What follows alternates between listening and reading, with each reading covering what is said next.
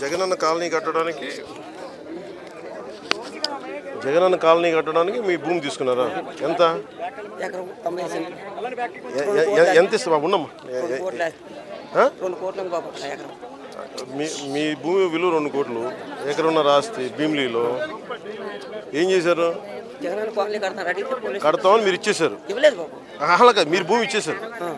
ఇవ్వలేదు. కంటే ఒక నోటీషన్ ఇవ్వలేదు, ఏమి ఇవ్వలేదు బాబు. మీకు 2 సార్లు ఇప్పుడు చేశాను. నాకు అర్థమైంది. మీరు మీ భూమి అడిగారా? మీరు ఇచ్చారా? అడగలేదు. అడగంటే దౌర్జన్యం చేసి ఇది గయ్యాలన్నారు బాబు. తీసేసుకున్నారు. తీసుకున్నారు. దౌర్జన్యం తీసేసుకున్నారు. దౌర్జన్యంగా పోలీసులు పెట్టి అరెస్ట్ చేయడం. ముత్తంశెట్టి శ్రీనివాసరావు ఎమ్మెల్యే గారు ఇదిగో బాబు ఇక్కడ ఈయన అరెస్ట్ చేయించారు సార్. ఇదిగో అరెస్ట్ చేయించారు. కోరాడు రైతు బరాజులో అడిగాను సార్. రైతు బరాజులో అడిగితే నువ్వు నీ చూడండి సార్. ఇక్కడ పోలీసులు పెట్టి అరెస్ట్ చేశారు సార్. ఎంత దీనికి అడిగాను చూడండి సార్. నన్ను చాలా ఇబ్బంది పెట్టారు సార్. మానసికంగా మీ దగ్గరికి వచ్చాను బాబు. అప్పుడు విజయవాడ అప్పుడు కలిసారన్న వచ్చాను బాబు. అప్పటి నుంచి ఇక్కడ కలమన్నారు. ఎక్కడికి వస్తే జైలు పంపించారు. జగనన్న కాలనీ కోసం తన భూమిని తీసుకొని అన్యాయం చేశాను రైతు భరోసా సభలో. సో మళ్ళీ మీ డబ్బులు ఇవ్వాలా? నష్టపరిహారం ఇస్తామని భూమి కొలిసారు. భూమి కొలిసి భూమి పేపర్లు ఇప్పుడు ఎక్కడ ఉన్నాయి మీ దగ్గర? ఉన్నాయి కదా ఇవన్నీ బ్యాంకులో నుంచి ఇచ్చాను బాబు. ఇది 4-5 అదే సబ్ డివిజన్ 90 సెంట్లు. ఇదిగో బాబు జిరాయితీ పట్ట మా తాతలు రాస్తాను అన్నారు. అంటే ఇచ్చారు. గయ్యాలని పెట్టారు బాబు. జిరాయితీ పట్ట గయ్యాలు ఎలాగ వస్తుంది బాబు? ఇదిగో జిరాయితీ పట్ట వ్యవసాయ భూమి జిరాయితీ పట్ట 28 సెంట్లు 27 సెంట్లు 85 ఇల్లు కడతాడు బాబు. బోర్డు పెట్టారు అక్కడ 85 ఇల్లు కడతాడు బాబు. భూమి తీసేసుకున్నారు. ఇల్లు గట్లా ఇల్లేని మాకు ఏమన్నా ఇచ్చారు కదా బాబు. ఏమి ఇస్తామని చెప్పి డబ్బులు ఇస్తామని 2 కోట్లు ఇచ్చేస్తామన్నారు. 2 కోట్లు ఇవ్వలేదు. ఇదిగో పేపర్లో రాయించిన బాబు. తమ దగ్గరికి వచ్చాను మీ దగ్గరికి. ఇదిగో బాబు కలెక్టర్ గారు కూడా రాశాడు. ఆయన రాసినా మరి నచ్చిపెట్టలేదు బాబు. ఎమ్మెల్యే గారు ఆయన పేరు మినిస్టర్ గారు అనంత శ్రీనివాసరావు గారు. అనంత శ్రీనివాసరావు భీమిలి. అనంత శ్రీనివాసరావు అంటే భీమిలి. ఆయన దౌర్జన్యం చేసి బాబు అరెస్ట్ చేశారు కదా. చూడండి. ఆయన దౌర్జన్యం కూడా చేస్తారా? దౌర్జన్యం చేశారు బాబు. నా భూమి తీసుకొని దౌర్జన్యం బాబు. ఇదిగో బాబు అరెస్ట్ చేయండి బాబు అన్నారు బాబు. పోలీస్ మన డిపార్ట్మెంట్ని అరెస్ట్ చేయమన్నారు బాబు. చూడండి బాబు. మళ్ళీ చెప్పండి. ఒక నిమిషం మళ్ళీ ఒక్కొక్కరు చెప్పండి. జాబ్ నోటిఫికేషన్ ఎన్ని జాబ్? మీరేం అడగరా? మరి ఏం చదువుకున్నారు మీరు? ఒక నిమిషం కాదు, ఏం చదువుకున్నాను? కూర్చో చెప్పు అలా చెప్పు. ఎక్కడ? అక్కడక్కడ చెప్పు. జాబ్ నోటిఫికేషన్ అవును. మీ ఏం జాబ్ రావాలి అని అడుగుతున్నాను. ఇలాగే పోలీసులు అవుదాం అనుకుంటున్నాను. వాళ్ళకే ఉద్యోగ జీతాలు ఇవ్వట్లేదు. పోలీసులు జీతాలు ఇవ్వట్లేదు. సరికి డిఎల్ ఇవ్వట్లేదు. ఎంత కడుతున్నారు రూమ్ రెంట్? ఎక్కడ మీరు? ఏం చదువుకుందామని అంటే ఏం చేస్తాం? బీటెక్ అయిపోయి ఏ ఉద్యోగం చేద్దామని ఏ జాబ్ కోసం ప్రయత్నిస్తారు? వాళ్ళు కాలనీలు కూడా అమ్మేస్తున్నారు. పోలీస్ కాలనీలు కూడా అమ్మేస్తున్నారు. వాళ్ళు కుదో పెట్టేస్తున్నారు. జీతాలు ఇవ్వట్లేదు. డిఎల్ ఇవ్వట్లేదు. మొన్న ఎవరు టీచర్లు కూడా ఉద్యోగాలు జీతాలు ఇవ్వట్లేదు కదా. నిజమే. ఒక వయసు వచ్చాక మనం సంపాదించి మన తల్లిదండ్రులు తీసుకుంటున్నారు కాదు. మీరు మంత్రులు ఎవరు ఎమ్మెల్యేని అడగరా?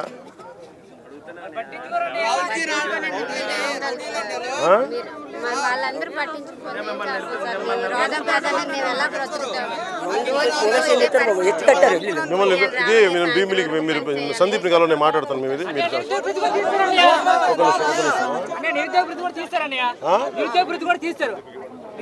కనీసం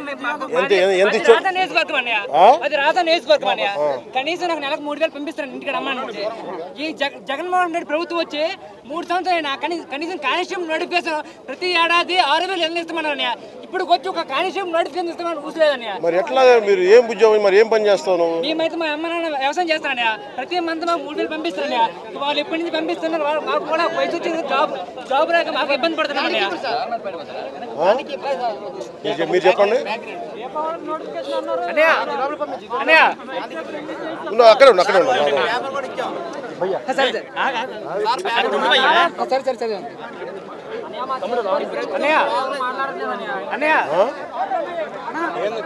ఏంటది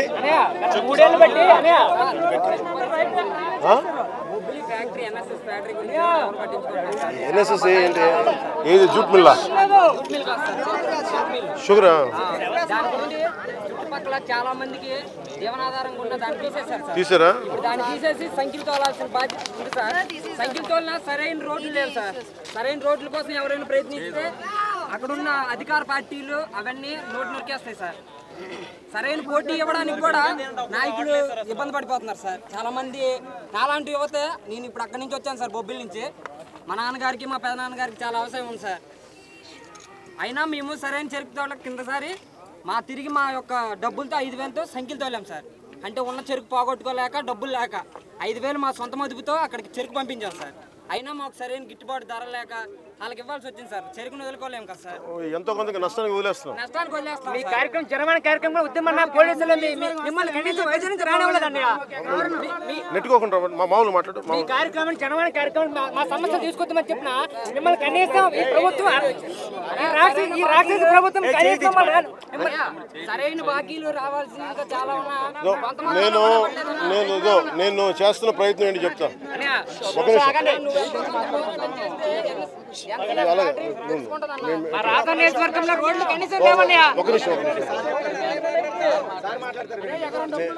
ఇదే నేను ప్రయత్నం చేస్తున్నా. ఇప్పుడు మీరందరూ కష్టపడి చదువుకున్నారు. నాకు తెలుసు నా కోరికలో నేను ఒక 20 ఏళ్ళు ఉన్నప్పుడు నేను ఒక 5,000 రూపాయలు ఉద్యోగం వస్తే బాగుంటుంది. దాని ప్రయత్నం దానికి. నాకు తెలుసు ఆ కష్టం. మన ఇంట్లో వాళ్ళ మీద ఆధారపడకుండా మనం ఏదైనా రూపాయి ఇవ్వాలి తల్లిదండ్రులకి. తల్లిదండ్రులు తీసుకోవడం ఇబ్బందిగా ఉంటుంది. నేను కోరుకునేది మీ తరపున మాట్లాడి ఏమ్మా మీరు అటు వెళ్ళిపో, కొంచెం మీరు పక్కన వచ్చాను. నెలకు 3,000 పంపిస్తున్నారు ఇంటికాడ మా ఇంటి దగ్గర.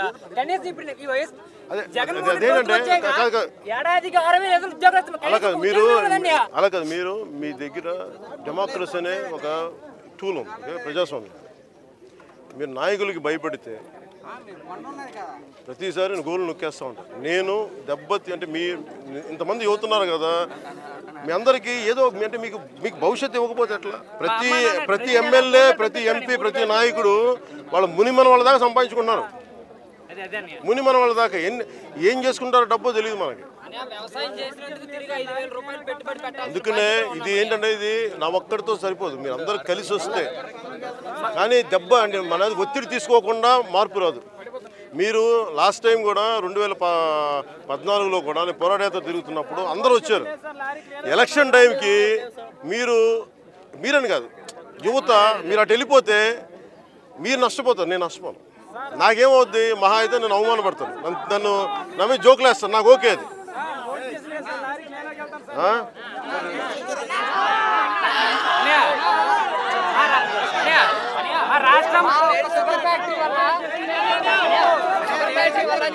ఒక నిమిషం షుగర్ ఫ్యాక్టరీ వల్ల చుట్టుపక్కల చాలా మంది చెరుకు పంటని చేస్తున్నారని. ఇప్పుడు 75%కి 25% చేస్తున్నారన్న చెరుకు. నేను మాట్లాడతాను, నాకు ఐడియా, నాకు అవగాహన ఉంది.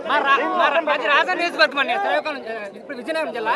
కనీసం రాజాలో కనీసం రోడ్డు వ్యవస్థ రోడ్డు లేదండి.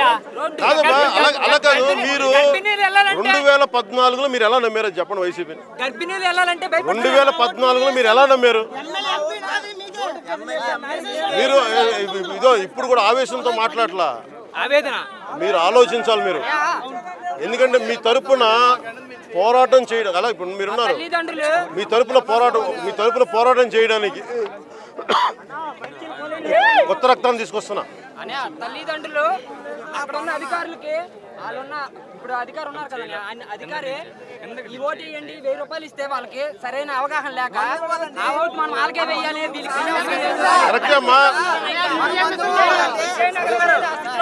ఈసారి ఇందాక ఒకటే అడిగా, ఈసారి నేను నిలబడతా. ఓకే, కానీ మీరు నిలబడకపోతే ఎట్లా?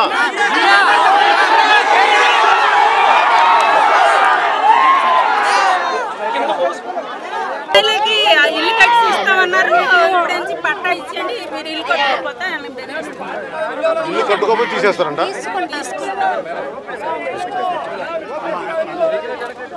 చూడండి మీరు చెప్పండి, మాట్లాడతాను, మీ గురించి మాట్లాడతాను.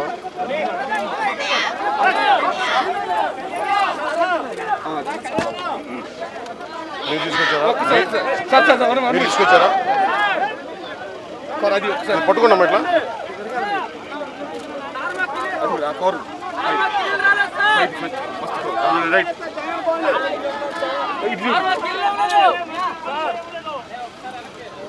మీరే నాకు న్యాయం చేయాలి సార్. ఇల్లు లేదు, ఏటీ లేదు, 2500 బతుకుతున్నాను. మన ఏ నియోజకవర్గం మీరు?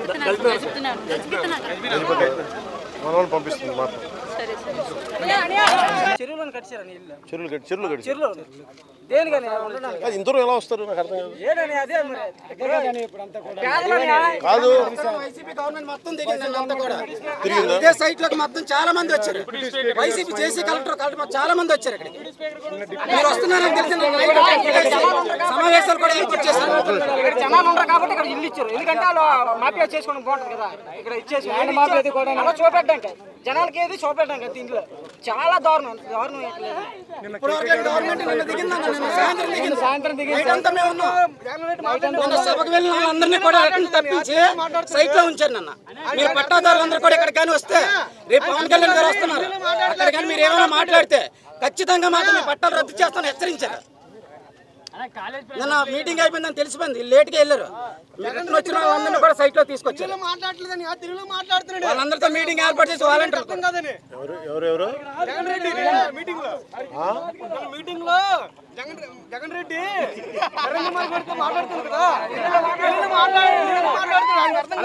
ఇప్పటి వరకు పనిచేయని ప్రభుత్వం నిన్న పనిచేసాను వస్తున్నాం అనేసి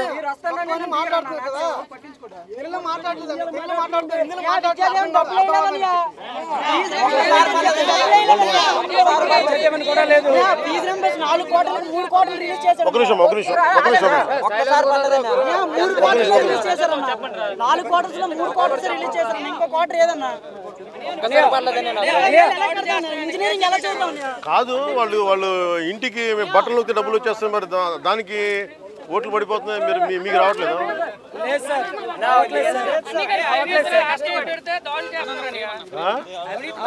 పెడితే దాడులు చేస్తున్నారని నేను మంగళగిరి వచ్చానని బీవీ రమణ కుమార్ అని కమిషనర్ గారు నన్ను గన్మెన్లతో బెదిరించేసి అక్కడ చాలా ఇబ్బంది పెట్టారని అక్కడికి దరఖాస్తులు పెట్టొద్దని. తర్వాత ఇప్పుడు పంచాయతీలో మేము రికార్డుల వెరిఫికేషన్కి వెళ్ళామని శ్రీకాకుళం జిల్లా పుందూరు మండలం పేరాడ రామ్మోహన్ గారి నియోజకవర్గం రికార్డుల వెరిఫికేషన్కి వెళ్తే సర్పంచ్ గారు భర్త వచ్చి అవినీతిగా రికార్డులు పట్టుకెళ్ళిపోయారు. అతని మీద 448 దొంగతనం కేసు కట్టమంది సెక్రటరీ గారు కట్టలేదు. కలెక్టర్ గారికి చెప్పమని కలెక్టర్ గారు రిపోర్ట్స్ ఇచ్చారు. ఆయనకి ఆర్డర్స్ ఇచ్చినా సరే పంచాయతీ ఒక రికార్డు లేకుండా చేసిన అవినీతి కూడా కనిపించకుండా ఏ ఒక్క రూపాయి కూడా లెక్క దొరకనివ్వకుండా చేస్తున్నారని ఇంకో మత్స్యకారుల సబ్సిడీ కూడా మత్స్యకారులకి వేట సమయంలో సబ్సిడీ ఇస్తారు, బోట్లకి దేనికైనా సబ్సిడీ ఇస్తారు. ఆ సబ్సిడీ కూడా ఇవ్వడం లేదు. ఏమంటే ఒక 10,000 సంవత్సరానికి 10,000 ఇస్తున్నాం కదా, అవి సరిపోతాయి కదా అని సబ్సిడీ అంటే ఆయిల్ సబ్సిడీ ఇస్తారని మాకు. అవును, మీరు ఆయిల్ ఎక్కడ కొంటారు? నేను ఆయన మాట్లాడుతూ ఉంటే మీరు యాక్చువల్ గా నాది ఇచ్చాపురం నియోజకవర్గం. మీరు కాదు మీకు ఎక్కడ ఇస్తారు? మీకు ఆయిల్ కొనుక్కోండి, ఎక్కడ కొన్ని బంకులు ఇస్తారా? కొన్ని బంకులు అన్ని బంకులు ఎవరు? అన్ని బంకులు ఎవరు? నేను మళ్ళీ ఇప్పుడు మీరు ఒక ఎంత ఎన్ని లీటర్లు వేసుకుంటారు సబ్సిడీకి? 200 లీటర్లు వాళ్ళకి వేసుకుంటారని, అందులో 50% అంతా సబ్సిడీ ఇస్తారని. మళ్ళీ దానికోసం ఒక 100 ఖర్చు పెట్టాలా పెట్రోల్ బంక్ పెట్టాలి? మళ్ళీ వెళ్ళడానికి రావడానికి. అదే విధంగా వలలు ఇస్తారని, వలలు కూడా ఇస్తారు. ఇప్పుడు వలలు కూడా ఇవ్వడం లేదు. అదే విధంగా బోట్లు అంటే కొందరికి ఐసీ బాక్స్ లాగా ఇస్తారని, అవి కూడా ఇవ్వడం లేదు. ఏమంటే వాళ్ళు ఇచ్చిన 10,000 ఉన్నాయి తప్ప ఇంకేమీ లేదని. నేను 2016లో వచ్చానండి ఇక్కడ. నేను వెళ్ళాను ప్రిపేర్ అవ్వడానికి ఇక్కడికి వచ్చానన్న. అప్పటి నుండి ఇప్పటి వరకు జాబ్ నోటిఫికేషన్ లేదు. సంవత్సరానికి 6,000 ఉద్యోగాలు అన్న. నేను డిగ్రీ చేశాను. నేను ఇచ్చబోర్లో చేశాను, దాసరాజు అప్పటి నుండి ఉన్నామని. అప్పటి నుండి నెలకి అన్య 2,000-3,500 కోట్లు దుర్వినియోగం గలం విప్పడానికి మీరు వస్తున్నారని తెలుసుకొని ఏ ఒక్క పేదలైనా సరే ఈరోజు బలంగా గలం విప్పితే పవన్ కళ్యాణ్ గారికి మద్దతు పెరుగుతుందని చాలా మంది కూడా నా రెవెన్యూ సిబ్బంది మొత్తం దిగి నిన్నంతా జగనన్న మీటింగ్కి వెళ్ళే వాళ్ళందరినీ తీసుకొచ్చి సైట్లో నిల్చోబెట్టి వాళ్ళందరికీ హెచ్చరించడం కూడా జరిగిందన్న.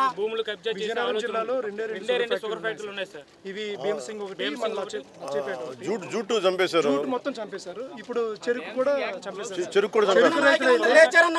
షుగర్ ఫ్యాక్టరీ చుట్టూ 15 మండలాలు రైతులు దాని మీద ఆధారపడి ఉన్నారు సార్. దాని మీద మనం ఫైట్ చేస్తే ఈరోజు 19 కోట్లు ఇవ్వాల్సిన రైతులకి బకాయిలు ఉంటే 11 కోట్లు ఇప్పుడు చెల్లించారు మన ఫైట్ వల్ల. కాదు మీరు అంటే నాకు ఎప్పుడు ఉత్తరాంధ్రలో మీరు ఇంత చైతన్యం ఉన్న జిల్లా కదా ఇది బేసిక్గా అది ఎందుకు మీకు అంత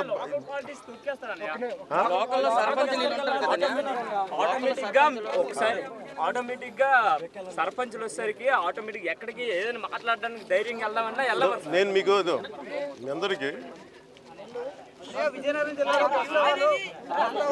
పాతికిపోయారు.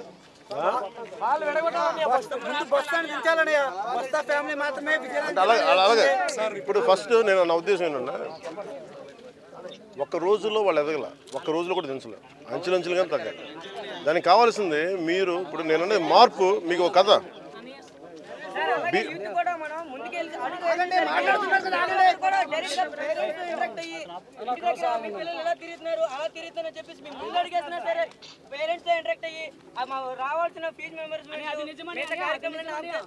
అలాగే అలాగే ఒక నిమిషం ఒక మాటను ఇప్పుడు మనందరికి నేను కూడా మామూలు కుటుంబాల నుంచి వచ్చాను. నాకు తెలుసు కదా, నాకు డెత్ థ్రెట్స్ ఇస్తూ ఉంటారు, అన్ని రకాల థ్రెట్లు ఇస్తుంటారు. మనం భయపడే కొద్దీ మనం భయపడేస్తాం. ఒక్క రోజులో మనం మార్పు పట్టురాలి. అంటే నేను ఇంతకాలం ఉండబట్టి ఎందుకు మీరు కూర్చోబెడతారు, వీళ్ళందరూ కూర్చోబెట్టి సినిమా యాక్ట్ చేస్తుంటారు. వీళ్ళందరూ ఏం చేస్తారు? వీళ్ళు పూర్తి పాలిటిక్స్లు అంటే వేరే పని ఉండకూడదు, వాళ్ళకి. అందరికీ వ్యాపారాలు ఉన్నాయి, కాంట్రాక్ట్లు ఉన్నాయి, మైనింగ్స్ ఉన్నాయి, ఇసుక మాఫియాలు ఉన్నాయి. వాళ్ళు డబ్బులు సంపాదించుకుంటే అది మెయింటైన్ చేయడం వీళ్ళు రాజకీయం. ఇసుక మాఫియా అలాగే అలాగే మీరు గుర్తుపెట్టుకోవాల్సింది ఒక నిమిషం మార్పు. మీరు మాంజీ తెలుసా మీకు? బండ కొట్టాడు అంటే ఎప్పుడు మార్పు మొదలయ్యేటప్పుడు ఒకటే వస్తుంది, వైఫ్ కోసం. ఇది బీహార్లో పెద్ద కొండది, కానీ ఒక్కటి స్టార్ట్ చేసిన అందరూ నవ్వుతారు. అలాగే మీరు కూడా మీ ఊళ్ళల్లో మీరు ఒక్కలే ఉండొచ్చు, 10 మంది ఉండొచ్చు, కానీ మీరు గొడవ పెట్టుకోకండి. కానీ మాకు నచ్చలేదు అదే ఆ భావన లోపల పెట్టుకోండి. అది పెట్టుకొని మీకేమవుతుంటే ఇప్పుడు నేను కూడా ఏమనుకున్నా, నేను ఈరోజు ప్రయత్నం చేస్తే మన నెక్స్ట్ జనరేషన్కి మీలో లేట్ అవ్వకుండా అట్లీస్ట్ వాళ్ళు ఫాస్ట్గా వస్తాయి. అట్లీస్ట్ మరి నా ప్రయత్నం అది. అందుకనే మీరు భయపడకుండా ఓ జట్టు కట్టండి. ఇప్పుడు అనేది భయం అనేది వదిలేస్తారంటే మీరు ఒక రాయి వేసారు. ఇప్పుడు భయాన్ని ఆ విధంగా కాదు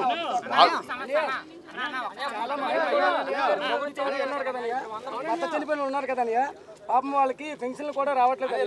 నేను దగ్గర నుండి 12 మందికి పెన్షన్లు ఇప్పించాను అయ్యా. నేను వార్డు మెంబర్ని కూడా కొత్త రోజు పెద్ద పని చేసి నన్ను కూడా చాలా వరకు ఇబ్బంది పడతాను వైసీపీ నాయకులు కూడా. నేను 12 మందికి ఇప్పించాను. 7 నెలలు 8 నెలలు వాళ్ళకి టైం పడుతుంది, దానికి కాలబాధ పడుతుంది. పాపం వాళ్ళకి కనీసం వాళ్ళకి సౌకర్యాలు కానీ పని చేసుకోవడానికి కానీ ఏ అవకాశాలు లేకుండా కూడా ఇబ్బంది పడుతున్నారని చాలా బాధపడుతున్నాను. నేను తిరిగాను జనసేన తరఫున. నా ఇల్లు ఆపేశారు. అదే ఎక్కడ ఇచ్చారంటే చెరువు పక్కన ఇచ్చారు. మన ప్రభుత్వం కబ్జా చేశారు. 9 కోట్ల విలువ